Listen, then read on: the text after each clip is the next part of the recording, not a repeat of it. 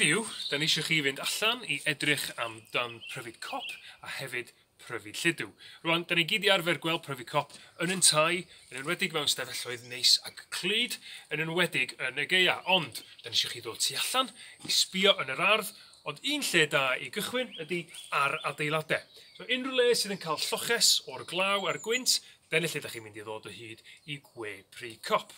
Sbiwch o gwmpas y ffenest, fel da ni'n gweld yn fama. Lot o we pry cop o gwmpas y ffenest yma. Neu unrhyw dwll. Fel da chi'n gweld, mae'n dwll yn y fricsen y fama. Ac tebyg iawn fod yna pry cop yn byw tu fewn I hwnna.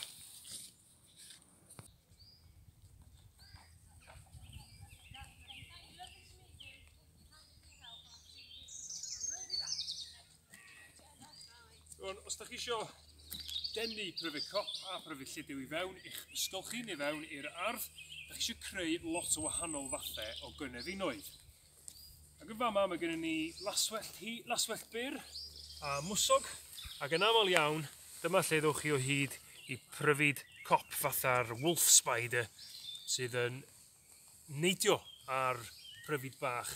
Dy hynny ddim yn creu gwe pry cop, maen nhw'n byw yn y glaswellt byr. Un peth arall da chi'n gallu gwneud ydy creu gynefinoedd yn defnyddio hen bren.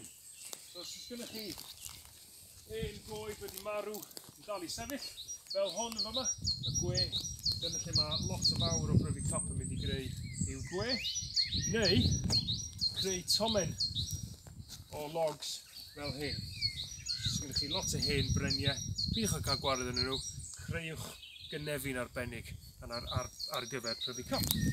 Lawr fama, mae gennym ni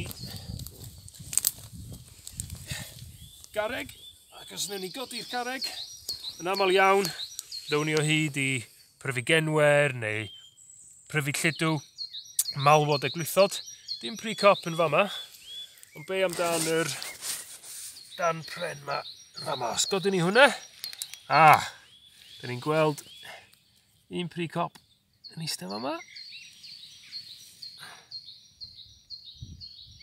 Rwan, os da ni'n digon cyflym, ni ddal hon.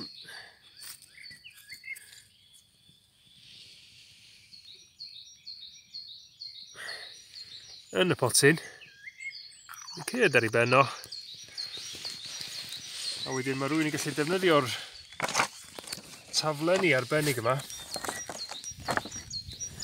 I adnabod y pryfid gwahanol. Dwi'n meddwl mai un o hein da ni'n weld. Ac wrth gwrs, os ydych chi'n mynd I ddal eich trychfilod mewn potiau fel hyn, mae'n bwysig iawn rhoi nhw nôl lle nathoch chi ffindio nhw. Ac I fod yn andros o ofalus fel maen nhw'n mynd yn ôl.